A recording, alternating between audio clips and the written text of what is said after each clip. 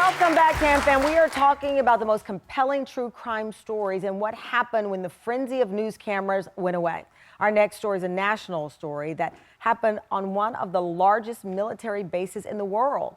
20-year-old Private First Class Vanessa Guillen had served 2 years in the Army when she vanished from Fort Hood in 2020. For 2 months, the mystery over her disappearance made national headlines while her family agonized over where she was and whether she was safe. My sister Vanessa was my role model.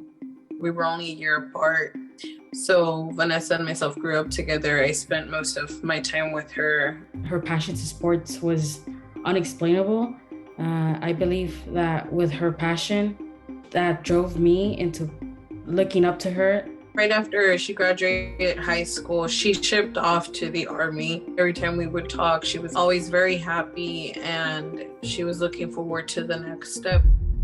She was stationed at Fort Hood. A year in, I did start seeing her demeanor change. Something was off.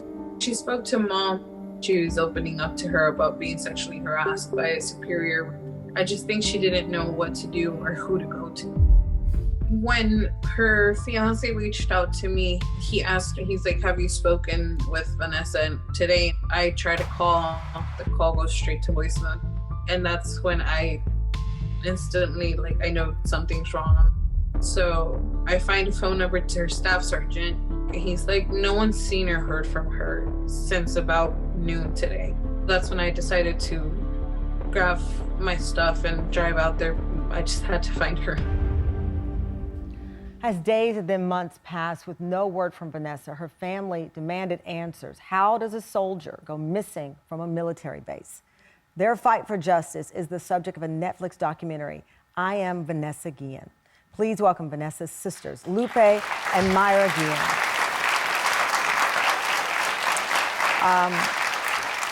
First, I am so heartbroken and sorry for the loss of your sister. It's evident from everything I've read about you and seen the love and the bond that you shared. And that's why, Mayra, I was so struck when you talk about texting her. You sent her a text when she went missing. One of them said, I'm going to find you, I promise. You text her not knowing if she would ever see that, but you made a promise. That's right. Did you know immediately that something was wrong? I guess as being the oldest sister, I kind of felt that something was completely off. It's a feeling that I can't describe, but that day, not hearing from her really raised red flags, especially because she's usually a person in keeping contact with. But it definitely was, it was just something was off. That day was just not a good day, and I could feel that as soon as 7 o'clock came around and there was no answer from her, I knew something definitely happened to her, because she's not the type to just go missing or not respond to any of us. She'd always been very responsible, yes, and family-oriented and dedicated to her role as a member of the military. So to go missing and no one know was not in her character. Lupe, we talk about the lack of coverage. I didn't know about her, so I'm a Texan, and my dad retired out of Fort Hood, that same military base, but I remember seeing videos of your family and friends protesting and demanding media attention for her case. And then I saw Selma Hayek tweeted out something, among other people, saying, we're not paying attention to this story. Help people understand what that's like. It's like when you want people to hear you, how does she disappear from a military base and you feel like they're not listening? How does that feel? It felt different emotions, both sadness because no one was paying attention, but at the same time, anger. That frustration, that's what it drove us to protest the week right after she went missing, because we felt that there was lack of media, lack of people paying attention to a story. And for me, I just understood it's not very common for someone in a military base to go missing. So till this day, it's just surprising of what we have accomplished, and I still can't believe that she's gone. It was about 2 months after she disappeared.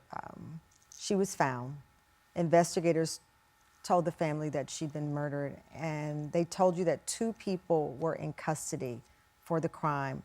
Another soldier, Aaron Robinson, he later escaped and took his life before he could answer the questions.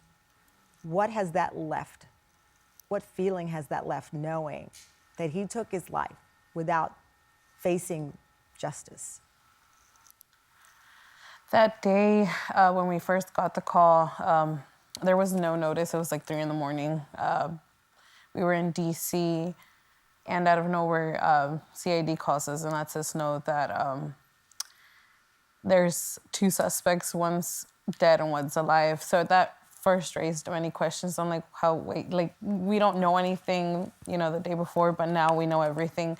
It was just very surprising. It actually shocked me to know how much the chain of command failed to keep him away from other soldiers, to keep him away from when they knew he was the primary suspect. They already knew beforehand. They knew he was the primary suspect. Yes. And they failed to keep him locked up. He was supposedly under supervision. Somehow he escaped. And once he was surrounded by the police department, that's when he decided to take his own life. But how did he get access to a weapon? It just raises so many questions as to how things happened that day. The Defense Department is not commenting on these claims. The family, as we've talked about, is currently in a lawsuit against the U.S. government. They want answers. The family wants justice, and that is part of this documentary. And coming up, Vanessa's sisters say that it's not just about justice. They want to, in fact, change laws, and those laws are making history next. I had no other choice but to go and fight for legislation under my sister's name. The military counts on survivors and their families staying quiet, and they miscalculated dramatically. If we got Congress to listen, then we can get Congress to pass the bill. This is our last chance. They do not support the full Vanessa Guillen Act. We have to really push on them. This is not a Republican, Democratic issue. This is not a race issue. This is a human issue, so it should be everyone's issue. Welcome back, Tamron. That was a clip from the Netflix documentary, I Am Vanessa Guillen. Vanessa was a female soldier serving our country when she went missing and was murdered.